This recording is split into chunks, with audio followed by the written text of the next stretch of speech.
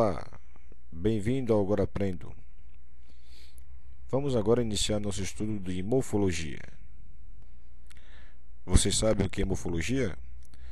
Muito bem. Grosso modo, morfologia estuda as pequenas formas. Mas formas de quê? Seria pequenas formas das palavras. Como diz aqui, morfemas, que faz parte da morfologia, são pequenas formas que dão significados diferentes para a palavra como um todo. É o que nós podemos ver aqui na palavra menininhos, por exemplo. Observe, caro estudante, na palavra menininhos nós temos aqui algumas formas que dão pequenos significados para essa palavra toda, menininhos. Nós temos o menine, significa um ser humano, que pode ser tanto masculino como feminino, mas enfim, é o radical da palavra que dá a ideia de nome. Nós temos aqui, portanto, a primeira forma, ou seja, o primeiro morfema. Também temos o inho, que dá a ideia de diminutivo, e essa noção, esse significado de diminutivo para a forma 1, que é o menino, nós chamamos de segunda forma, ou seja, mais outro morfema.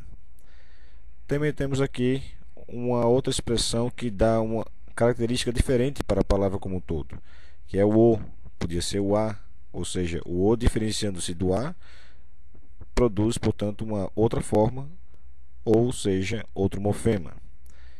E também temos o S. Nesse caso, o S ele é um morfema porque indica plural, ou seja, morfemas são pequenas formas que dão significados diferentes, seja de plural, seja de gênero, seja de grau, diminutivo ou aumentativo, ou seja, para o tipo de palavra a ser colocada.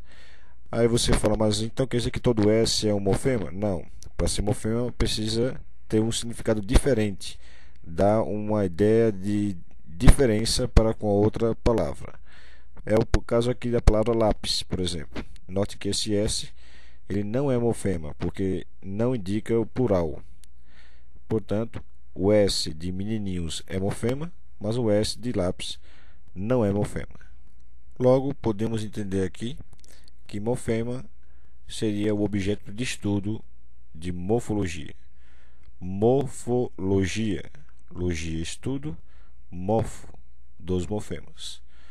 Muito bem, agora o conjunto de morfemas gera o que nós chamamos aqui de palavra, que é muito discutido hoje em dia no meio acadêmico, do que seria a palavra em si, mas, enfim, nós temos, portanto, 10 classes de palavras que são produzidas por esses morfemas.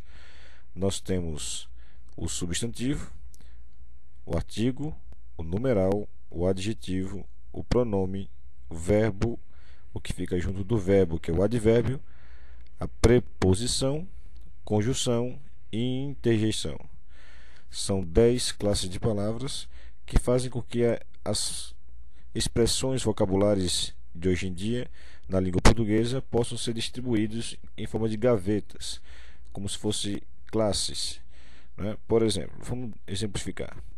Nós temos aqui a palavra dois, que seria uma expressão vocabular que nós vamos classificar em uma dessas gavetas aqui. No caso, dois seria um numeral. E outra palavrinha mais fácil, né, só para ilustrar, cantar, por exemplo, não é difícil entender que cantar aqui seria a classe dos, muito bem, verbos. Temos o ai, né, uma expressão de emotividade, que seria ligado à interjeição. O de, que ligaria expressões simples, que seria uma preposição. E, por fim, a palavra comunicação, que é o nome de um ato, né? Que seria, no caso, para o substantivo, a ideia. Então, essas classes de palavras que é formado por conjunto de morfemas, que dá seu nome de morfologia, também tem as suas variações.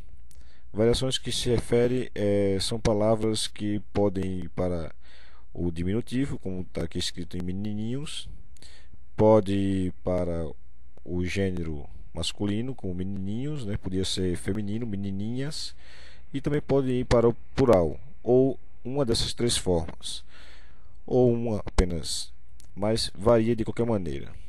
Essas palavras que variam são substantivos, são as palavras que referem-se à classe dos artigos, numerais, adjetivos, pronomes e verbos.